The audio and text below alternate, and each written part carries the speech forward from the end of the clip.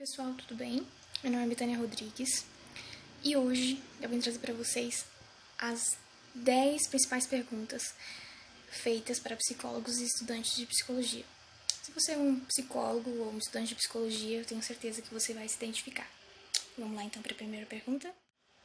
Pergunta número 1. Você é psicólogo? Então, com certeza, você deve estar me analisando. Gente, não tem como, tá? É como se fosse um botãozinho de liga e desliga, entendeu? E nós sabemos aí o momento de estar ligando e desligando esse botãozinho. E assim, para que seja feita uma análise, existe toda uma estratégia, né? Existe aquela questão do vínculo terapêutico. Não tem como só de você olhar para a pessoa, só de você conversar com a pessoa pela primeira vez, você já ir, né, analisando ela e sabendo tudo da vida dela, enfim, é tudo uma questão de histórico de vida. E não tem como você analisar uma pessoa assim já na primeira vez ou só de conversar com ela, ok? Pergunta número 2. Como você faz para ler mentes? Gente, psicólogo não lê a mente de ninguém, tá? Simplesmente, o que acontece? O psicólogo, ele está mais... ele tem um contato direto, né, com as fragilidades, com as potencialidades dessas pessoas, né, do cliente, enfim, do paciente. E isso faz com que ele acessa, né, faz com que o psicólogo acesse algumas áreas. E isso faz com que o paciente pense, poxa, ele leu minha mente. Não é isso, tá? Primeiramente, respeito pelo paciente, pela alma humana. E não tem nada a ver com leitura de mentes, não, ok? Vamos lá, pergunta número 3. Estudar psicologia deve ser muito legal. Você lê uns textos e no final explica que Freud explica tudo. Gente, não é assim, tá? Sim, a gente lê muito, são 5 longos anos. Mas Freud, ele foi conhecido como o pai da psicanálise. Ele é conhecido como o pai da psicanálise. Só que a psicologia, ela não é só a psicanálise, né?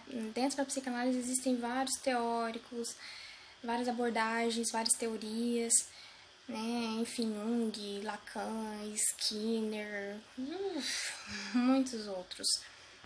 Mas devido Freud ter ficado muito famoso, muita gente pensa assim, sei lá, estudar, ler algumas coisas e no final de tudo ficar lendo sobre Freud e falando que Freud é que explica tudo. Não é assim não, tá? São 5 longos anos, viu? Tá, vamos lá para a pergunta número 4. Você tem mesmo cara de psicólogo. Por que psicólogo é tudo doido? Gente, psicólogo é ser humano, assim como qualquer outro ser humano.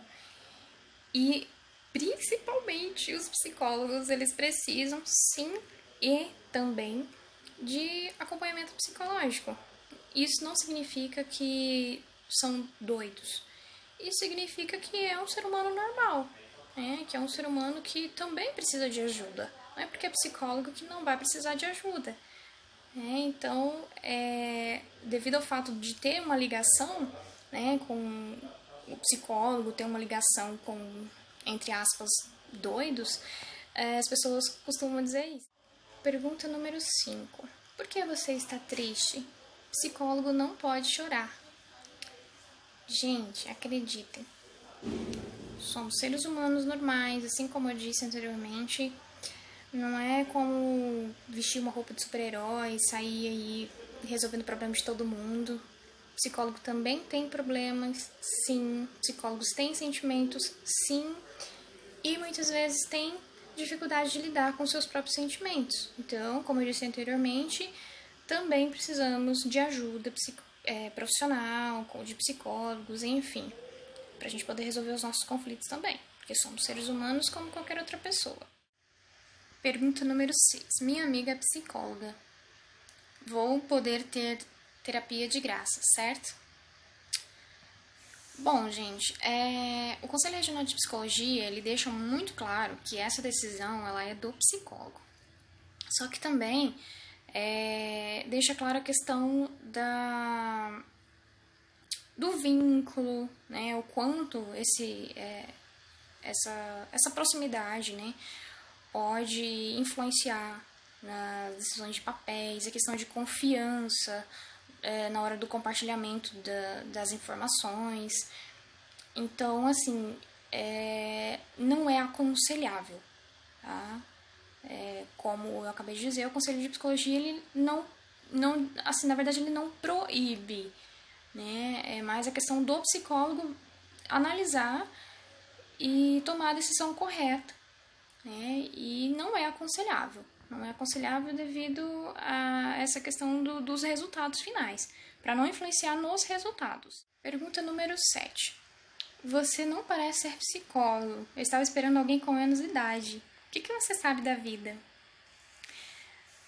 Gente, é bastante complicado, porque assim, quando você fala de psicólogo, geralmente as pessoas imaginam mesmo umas pessoas com mais idade, não espero chegar lá, e principalmente quando o paciente ele tem mais idade do que o psicólogo, do que o terapeuta.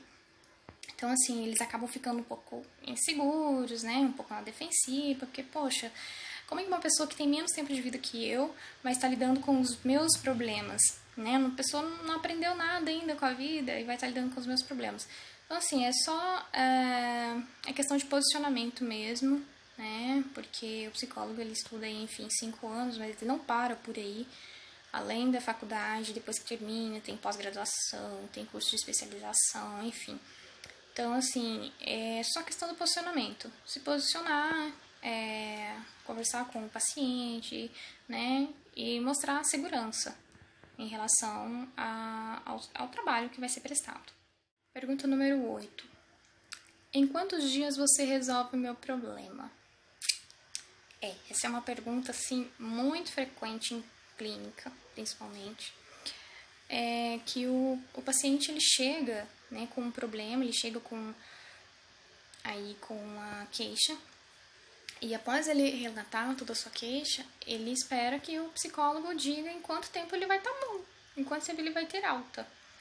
E não funciona assim.